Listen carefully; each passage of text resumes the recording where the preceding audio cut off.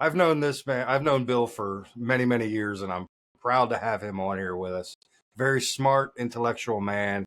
He knows a lot about a little and a little about a lot. Mr. Well Bill, said. Mr. Bill Owen. Thank you, thank you. It's an honor to be here. Oh, don't put me on too high of a pedestal. So try not to disappoint. Me and Bill started talking about like aliens and space and stuff in an Xbox party, and Jay was like, "This needs to be on the channel." So here we are. We're going to talk about aliens and space because that's something that we're all super into. I All love right. a good alien. Do you now? Okay, so alien life just in general, like do you think that it is out there in any capacity? I mean, you look at the universe, you look at how many stars there are, not only like in our galaxy, but then the number of galaxies we've observed out there. I mean, the odds are just almost astronomically against that there can't be something out there. There has to be something out there. Like I've heard it said before, it's like the law of like truly huge numbers. Like if there's a chance for something that happens enough times, it's the unlikely becomes probable, and the probable becomes almost statistically certain. So given the scale of the universe, there has to, like, by nature of how reality works, there just has to be something out there, right? Yeah, absolutely, absolutely. I guess the next logical question is, right, why haven't we seen them? Mm. And maybe we have. There's a lot of stuff in the news about that right now. So do you know much about the Fermi paradox? I do. I do. The Great Filter. Mm-hmm.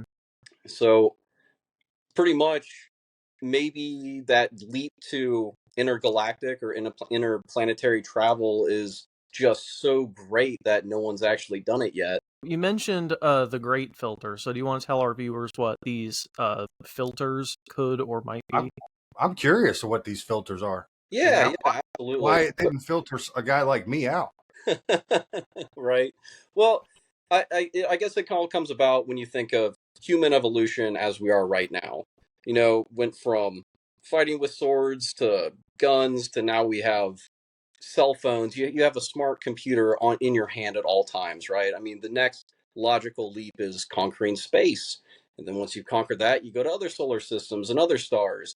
And that seems like that would be the natural progression for any advanced civilization out there. And since the odds are there's advanced civilizations out there, why haven't we seen them yet? I mean, they could be millions of years advanced from us, and yet we've never detected them. We haven't seen them in space.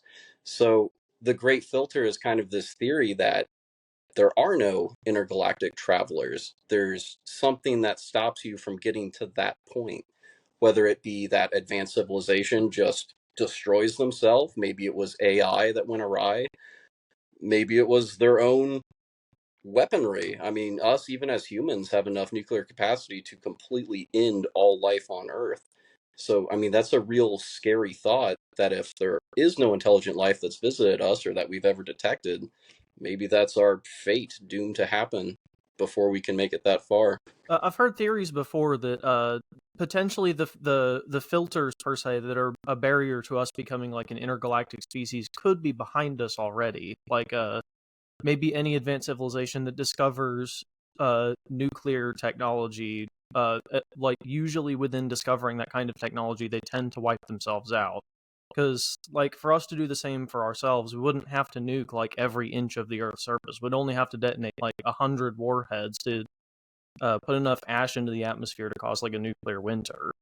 Maybe that's one of those filters that we're still going through or trying to clear right now, because it's like any civilization that's going to be warlike that has the capacity for weapons of mass destruction is going to be kind of stupid to not use them if it comes We to surviving without really realizing the repercussions of what that causes. Mm-hmm. we keep using the term intelligent life. Is it possible that there's some not so intelligent life out there? Now, that's also a Could very be high probability. the reason they haven't come to visit us because they're too damn dumb. Yeah, I Um, mean, no, that's a very great point. Actually, there's this very silly movie called Evolution, and that was kind of the gist of it. That just to be the strongest, most likely to survive creature, you don't have to be intelligent. You just have to have brute strength, be able to survive any elements that come your way. So maybe evolution towards intelligence is not the norm. And us as humans have defied the odds by being able to survive against things like grizzly bears, like lions, things that could absolutely dominate you in combat, right? But we were intelligent enough to find ways to avoid them or build barricades to keep them out. Yeah, I mean, personally, I think I could take on a grizzly bear. I think. You You probably might could, be able but to. Me, for not us, so much. us normal mortal men, I am the big cheese here. having a large brain is a heavy tax from an evolutionary standpoint because it uses something like, what is it, like 25 to 40% of our body's metabolism goes towards maintaining our brain. Mm-hmm. So when you're like Jay would normally do when you're in a fist fight with a grizzly or something, having a huge brain is really not going to help you as much as having denser bones or more muscle or claws or thick fur to make it harder to bite through, things like that. So the potential another potential filter could be just that evolution just doesn't usually favor high intelligence as much as other things. Mm-hmm. Absolutely. The other option, which I don't know if it's a lonely or humbling option, is that maybe the odds for life to spark are just so incredibly rare that life itself is that filter. Mm-hmm. And it's just incredibly unlikely for life to actually start and begin. I mean, we still haven't been able to replicate it. We have really good ideas of what primordial soup would look like, or what it would be composed of, what early Earth's environment was like, this petri dish, and how life actually sparks. Like, we're pretty confident we know how to do it, but we've never been able to do it. We have never produced life from nothing in a lab. Mm-hmm. Well, also, have you heard the theories of there might also be life like within our local cluster too, like within our local system here? I think it's one of the moons of Jupiter. There's a thick ice cap on top with supposedly miles of liquid water below the surface. If there's hydrothermal vents, you could have life that's completely non-dependent on the sun, like we have on Earth. Like there's Yeah. a hydrothermal species that probably have never and will never see the sun in their entire life cycle. So if this was on another planet, I mean, they would basically live very similarly to life on Earth. Yes, yes, I have heard that. I don't know about moon of Jupiter, but Europa, a moon of Saturn, is like That's that. the It's one. a huge ice planet, and we believe that underneath the surface of this dense ice is just an entire ocean of life. And the reason we think this is because when Europa orbits Saturn, and it gets a little bit too close to one of the other moons on its other side, it stretches that moon into an oval, which crushes and compacts the ice, makes a tremendous amount of heat. And when that happens, we see water jets go out into space. It's actually those exact same water jets that form the outermost ring of Saturn. So every time Europa gets a little bit too close, it outgasses. So we believe there's water there.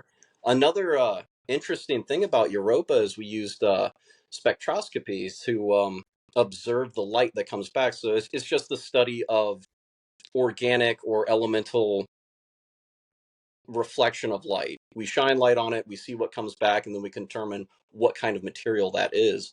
Well, it has the same signature as this bacteria that survives off radiation.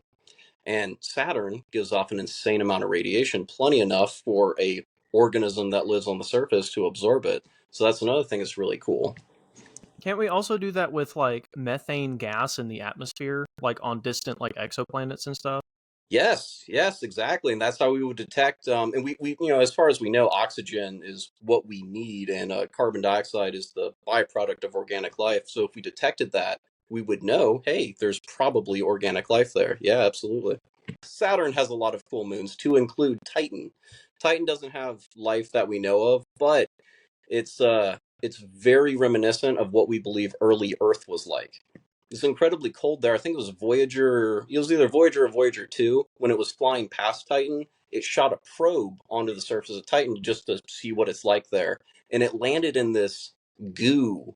Not quite liquid, not quite a solid, just liquid goo, and what we observed were rivers and lakes of this goo. It was liquid methane. It was so cold on Titan that the methane turned into a liquid. So that was That's kind of neat. not. And that's what we think early Earth was like. What do you think of the theory talking about like in the early stages of the formation of our local cluster, Venus and Mars could have been very Earth-like for at least a couple billion years? How nuts would it be if we went to like Mars or whatever, and we went like digging through the surface and we found like fossils of like ancient like extinct animals like below the surface? That would be very wild indeed. And it would also answer a lot of these like ancient alien thoughts on, well, what were they like? People from the sky, everything like that. These pyramids that line up with interesting structures and features that we think maybe Earth was seeded. How crazy would it be if we were actually the ones that seeded our own planet? Myke, I'm curious to see what's on Uranus. Oh, I can show you real quick. I wouldn't do that, Jay. You're a married man. Though if we were seeded from life that originally originated on Mars, that would confirm Jay's suspicions of his next of kin being a Martian. I firmly believe that. Oh, I bet you do. Did you also hear about potential like terraforming operations? Like supposedly Venus would actually be easier to terraform than Mars would, even though it's like ridiculously hot. Like its atmosphere is a lot more conducive to human life than Mars's is. I have So, not heard that. I heard about the Mars one. I think it was even Elon Musk was talking about that, detonating nukes on the polar ice caps, melting everything. yeah, right now at least, unterraformed, I think Mars would be a lot easier to visit, but Venus would be easier to make another Earth-like planet. All we need to do is just introduce like a anaerobic bacteria into the ecosystem or whatever, and then they can take carbon dioxide and convert that into oxygen, give us a more breathable atmosphere. So really, if we were going to terraform stuff, what we'd do is we'd introduce life there that could basically poison the atmosphere to our liking, and we could just let them do their thing for, I don't know, hundreds of thousands of years or whatever. Then we could return, and I've heard supposedly the first people that walk on Mars might just be barefooted children on green grass. I mean, and that's life, right? I guarantee that there's life out in the universe. Hell, it might even be in our own solar system. But as far as like walking little green men, I don't know. There's been some interesting conspiracy theories about it. Are you guys familiar with Bob Lazar, The supposed name sounds scientist who worked at familiar. Area 51? Yeah, I've heard of him, but I don't know what his claim was. So supposedly this Bob Lazar guy, he was a scientist and he worked at Area 51 and he worked specifically on the crashed alien spacecraft and he worked on the propulsion system for them. I remember reading or Yeah. video or something about it. Or hell, maybe it was you that told me, Bill. Who knows? Could have been. So he went into great detail about this propulsion system, which he described as an orb of anti-gravity. And it was really hard to work on because it was the closer you got to it, the more it would repel you away. And based on how we imagine UFOs, that's pretty accurate of how we think they might fly. But he did say some kind of cool things. One of which he talked about an element that didn't exist on the periodic table yet. And he said they've discovered this element because of this spacecraft, and this is the atomic mass of it, right? And then fast forward a decade later, this element pops up on the periodic table.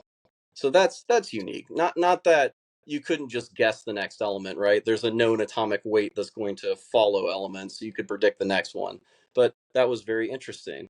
The other thing he said was that when these spacecraft fly, if it's a saucer like this, it doesn't just take off and fly around like a saucer. It actually tilts on its side and then moves, right? What's really cool about that is we just had released footage from Navy pilots, right? And they saw, I did see that. yeah. So these pills that would fly around, these UFOs, or I think we call them AWACS now, or well, no, it's a UAV. What is the new term for UFO? Like unidentified aerial phenomena or something. Yeah, that. So, but they all are flying on their side, just like this Bob Lazar guy said they would. So I think that's pretty interesting. It's pretty spooky. Yeah. Maybe they're already here, they just don't want us to know. They're here, I'm telling you. Oh yeah, there's some creepy theories out there on why we've never seen them, why we've never made contact, and it kind of goes along with part of the great filter on why you might not be able to expand to that evolutionary point. And one of them is the whole mentality of colonizing space. There's a certain genetic built-in structure of, okay, we are a colonizing civilization. We take land, we put our people there, we move on to the next one. Well, over time, with that kind of mentality, you're going to start warring with yourselves. You go, well, we have this planet, but we also want that planet, but that guy found it. And you would start wars. So just having that mentality of wanting to colonize your galaxy is one of your own limiting factors. Because given enough time, you're going to war with yourself until you wipe yourselves out. Do you think So, that more compassion and empathy for each other could be something that species would have to sort out before they became an interstellar species? I mean, I would think so. Well, I don't. granted, thus far, most of our technological advances have come through, like, arms race kind of development. Like, the reason that we landed on the moon was partly because of the arms race between us and the USSR during the Cold War. It's like and nuclear or atomic technology came through the end of World War II, where you're looking for technologies to better our opponents. It seems like that's where most of our technology seems to come from. Or No, that's a communication comes fantastic through, point. or communication speed and things like that come through an urgency to communicate with allies to defeat your adversaries, or rockets coming from like Nazi rocket technology in World War II kind of stuff. Like, most of the technology we take for granted today not necessarily comes from dark places or dark origins and stuff, because technology is just a thing for us to discover, but it seems like most of our discoveries have come through an urgency caused by conflict. No, I think that's a very good point. And maybe we would stagnate if we ever had global peace, but it certainly seems. I buy a lot into the philosophy that Carl Sagan had, right? He wanted to bring science to the masses, educate everybody. The more educated a species is, the less we fight with each other, but instead work together towards a common goal. We would have harmony. We would be way more advanced than we currently are. Instead of having to continuously watch our back and hide our secrets so that that other guy doesn't learn our secrets and use them against us. I mean, if we actually work together, I think we could advance significantly faster. But you're right. If we did all work together, we had global harmony. If there was a civilization out there like that, you wouldn't really need to colonize the stars. We already have a harmonious place right here, so maybe we would stagnate. I'm not sure. Yeah, but don't you think eventually we're going to become so overpopulated that we would almost have to find another planet to live on? I mean, don't Yeah, do you? yeah, well, yeah, absolutely. Yeah, no doubt. I won't deny that there's definitely like other advances or advantages to intergalactic travel or colonizing somewhere else. Heck, I mean, having a single planet's not a great way to stay alive anyway, right? So many things can wipe you out. Uh, Large comet or asteroid heading towards the planet, global warming, just natural things that make your planet end. If you're going to survive as a species, yeah, you would need to, I guess, in the grand schemes, evolve into an intergalactic species. Diversify your portfolio, as it were.